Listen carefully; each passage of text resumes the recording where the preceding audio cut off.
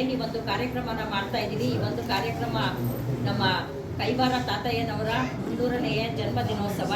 ಇದನ್ನು ಇವತ್ತು ನಾವು ಸರಳವಾಗಿ ಆಚರಣೆ ಮಾಡ್ತಿದ್ದೀವಿ. ಇವತ್ತು ಈ ಒಂದು ಕಾರ್ಯಕ್ರಮಕ್ಕೆ ನಮ್ಮ MLA ಸರ್ ಅವರು ಬರಬೇಕಿತ್ತು. ಅವ್ರಿಗೆ ಅನಿವಾರ್ಯವಾಗಿ ಬೇರೆ ಏನೋ ಕಾರ್ಯಕ್ರಮ ಇದ್ದಿದ್ದರಿಂದ ಹೋಗಿದ್ದಾರೆ. ಇನ್ನೊಂದೇನು ಖುಷಿ ಅಂತಂದರೆ, ನಾನೀಗ ನಮ್ಮ ಕೈವಾರ ತಾತಯ್ಯನವರು ಏನು ಕೈವಾರ ಅಂತ ಹೇಳಿದೆ, ಅದೇ ಕೈವಾರದ ಗುಹೆ ಒಂದಿದೆ. ತಾತಯ್ಯನವರು ಏನು ತಪಸ್ಸು ಮಾಡಿದ್ದಾರೆ, ಆ ಒಂದು ಸ್ಥಳದಲ್ಲೇ ನನಗೆ ಮದುವೆ ಆಗಿದ್ದು.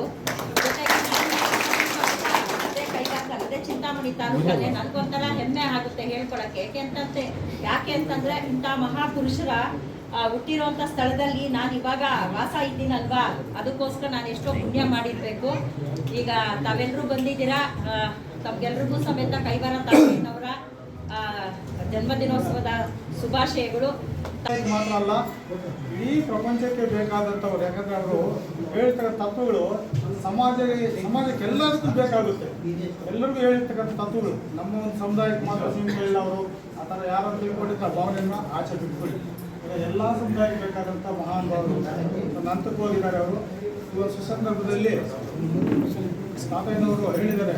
ನಮ್ಮ ಶಾಸಕರು ಕೂಡ ಹೇಳಿದ್ರು, ಸ್ವರ್ಪುರ್ಲ ನೀರು ಸ್ಥಾಯಿ. ನಾವು ಹೇಳಿದ್ರು, ಈಗೇನಪ್ಪ ಸ್ವರ್ಪುರಿ ಅಂತ ಹೇಳ್ಬೇಕಾ, ಬೋರ್ವೆಲ್ಲಲ್ಲಿ ಇರ್ತಕ್ಕಂಥ ನೀರೇ ಸ್ವರ್ಪುರಿ ಆಗ್ಬಿಟ್ಟಿದೆ.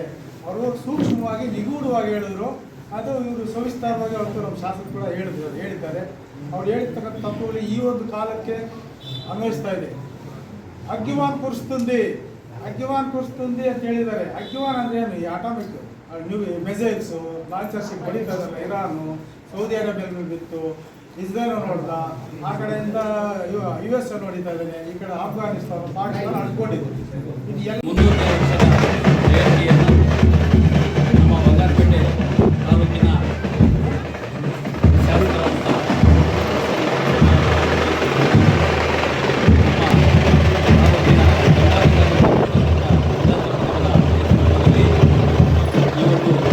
ಜಯಂತಿಯನ್ನು ಎಲ್ಲ ಪರಂಜ ಕುಲಬಾಂಧವರು ಮತ್ತು ಬೇರೆ ಜನಾಂಗದವರ ಉಪಸ್ಥಿತಿಯಲ್ಲಿ ಈ ಒಂದು ಕಾರ್ಯಕ್ರಮವನ್ನು ಆಯೋಜನೆ ಮಾಡಲಾಗಿದೆ. ಈ ಒಂದು ವೇದಿಕೆಯಲ್ಲಿ ಆಸೀನರಾಗಿರ್ತಕ್ಕಂತಹ ನಮ್ಮ ತಾಲೂಕು ದಂಡಾಧಿಕಾರಿಗಳಾದ ಸುಜಾತಮ್ಮನವರೇ, ಇಡೀ ಕರ್ನಾಟಕ ರಾಜ್ಯಾದ್ಯಂತ ಸದ್ಗುರು ತಾತಯ್ಯನವರ ಜಯಂತಿಯನ್ನು ಶ್ರದ್ಧಾ ಭಕ್ತಿಯಿಂದ ಆಚರಣೆ ಮಾಡ್ತಾ ಇದ್ದೇವೆ. ಕೈವಾರ ನಾರಾಯಣಪ್ಪನವರು ಬಳೆ ಕುಟುಂಬದಲ್ಲಿ, ಒಂದು ಸಾಮಾನ್ಯ ಬಡ ಕುಟುಂಬದಲ್ಲಿ ಜನಿರ್ತಕ್ಕಂಥ ವ್ಯಕ್ತಿ. ಕೈವಾರ ತಾತಯ್ಯನವರು ಜನಿಸಿದಾಗ ಅವರ ಒಂದು ಬಾಲ್ಯ ವ್ಯವಸ್ಥೆಯಲ್ಲಿದ್ದಾಗಲೇ ಅವರ ತಂದೆ ತಾಯಿಯನ್ನ ಅವರು ಕಳ್ಕೊಳ್ತಾರೆ. ಆಗ ಅಮರನಾರಾಯಣ ಸ್ವಾಮಿ ದೇವಸ್ಥಾನದ ಅರ್ಚಕರ ಬಳಿ ಅವರ ಒಂದು ಪೋಷಣೆಯಲ್ಲಿ ನಮ್ಮ ಕೈವಾರ ತಾತಯ್ಯನವರು ಬೆಳೀತಾರೆ. ಸುಮಾರು ವರ್ಷಗಳ ನಂತರ ಅವರಿಗೆ ಮದುವೆ ಆಗ್ತದೆ. ಮದುವೆ ಆದಮೇಲೆ ಜೀವನ ಮಾಡೋದಕ್ಕೂ ಕೂಡ ಕಷ್ಟ ಆಗ್ತದೆ.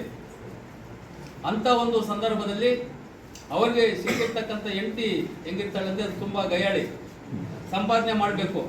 ಆದರೆ ಕೈವಾರ ತಾತಯ್ಯನವರು ಸಂಪಾದನೆಗಿಂತ ಹೆಚ್ಚು ದೇವರನ್ನು ನಂಬಿರ್ತಕ್ಕಂಥವರು. ಆ ದೇವರನ್ನು ಜನತೆ ಮುಖಾಂತರ ಕಂಡಂತಹ ಮಹನೀಯರು. ಬಳೆ ಮಾರಕ್ಕೆ ಹೋಗ್ತಾರೆ, ಮಲಾರವನ್ನು ತಗೊಳಕೊಂಡು ಬಳೆ ಮಾರಕ್ಕೆ ಹೋಗ್ತಾರೆ. ಈ ಒಂದು ಹೆಣ್ಣು ಮಕ್ಕಳಿಗೆ ಬಳೆ ಹಾಕ್ತಾರೆ, ಅವ್ರು ದುಡ್ಡು ಕೊಟ್ಟರೆ ತಗೊಳ್ತಾರೆ, ಇಲ್ಲಾಂದ್ರೆ ಇಲ್ಲ.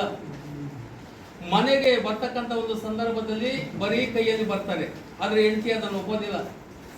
ವ್ಯಾಪಾರ ಮಾಡಕ್ಕೆ ಹೋಗಿರೋನು ದುಡ್ಡು ತಗೊಂಡ್ಬರ್ಬೇಕು, ನೀನು ಬರೀ ಕೈಯಲ್ಲಿ ಬಂದರೆ ಹೆಂಗೆ ಸಂಸಾರ ನಡೆಸೋದು ಅನ್ನೋ ನಿಟ್ಟಿನಲ್ಲಿ ಅವರನ್ನು ಮನೆಯಿಂದ ಹೊರಗಡೆ ಆಗ್ತಕ್ಕಂಥ ಒಂದು ಎಷ್ಟೋ ಸಂದರ್ಭಗಳನ್ನು ನೋಡ್ತೀವಿ. ಸುಮಾರು 55-60 ವರ್ಷಗಳ ನಂತರ ಸಂಸಾರದಲ್ಲಿ ವೈರಾಗ್ಯವನ್ನು ಕಂಡಂತಹ ನಮ್ಮ ಕೈವಾರ ತಾತಯ್ಯನವರು ಅಮರನಾರಾಯಣೇಶ್ವರ ಒಂದು ದೇವರನ್ನ ನಂಬಿ, ಸರ್ವಸ್ವವು ನಮಗೆ ಅಮರನಾರಾಯಣೇಶ್ವರನೇ ಅಂತ ನಂಬಿ ಆ ಒಂದು ದೇವಸ್ಥಾನದಲ್ಲಿ ತನ್ನ ದಿನಗಳನ್ನು ಕಳೀತಾರೆ. ಆ ದೇವಸ್ಥಾನದಲ್ಲಿ ದಿನಗಳು ಕಳೀತಾ ಅಮರನಾರಾಯಣೇಶ್ವರ ಒಂದು ಅವರಲ್ಲಿ ಲೀನವಾಗಿ ಅವರು ದೈವ ಸ್ವರೂಪಿಯಾಗ್ತಾರೆ. ಅಂತಹ ಒಂದು ಸಂದರ್ಭದಲ್ಲಿ ಅಮರನಾರಾಯಣೇಶ್ವರೇ ಒಂದು ಲೇಖನಿಯನ್ನು ಕೊಟ್ಟು ಅವರ ಕೈಯಿಂದ ಕಾಲಜ್ಞಾನವನ್ನು ಬರೆಸ್ತಕ್ಕಂಥದ್ದು ನಾವು ಇತಿಹಾಸದ ಪುಟಗಳಲ್ಲಿ ಇವತ್ತು ಕೂಡ ಕಾಣ್ತೇವೆ.